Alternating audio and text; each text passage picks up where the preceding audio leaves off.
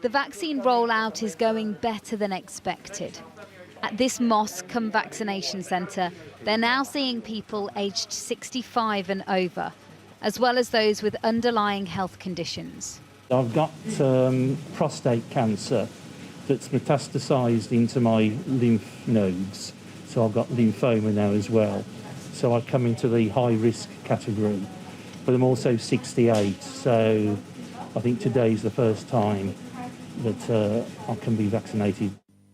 The government has said that everyone over the age of 50 will be offered the jab by the end of April. That's approximately 10 million people.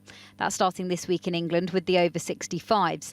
Vaccinations are also being rolled out to a further 7.3 million people aged between 16 and 64 who have underlying health conditions. That includes those with chronic heart, liver and kidney disease, diabetes, and those with respiratory illnesses like severe asthma. Archie believes the type of inhaler he uses could mean he doesn't qualify for a vaccine by the end of April. Despite being asthmatic, he thinks he could end up at the back of the queue. Above all, it makes me feel worried. And it's not just me here. There's a group of millions and millions of people who could be forgotten about. And because I'm relatively young, I'm 26, I will be very far down the list of who gets the vaccination, even though I am still classed as clinically vulnerable.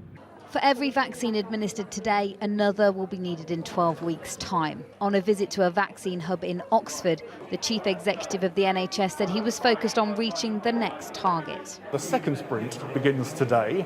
That is people between the ages of 65 and 70 and over time becoming 50 and above, as well as people at higher clinical risk with underlying health conditions. They're doubling capacity here next month. The only challenge will be getting enough vaccine to keep up with the ever-increasing demand. Stacey Foster, ITV News, Birmingham.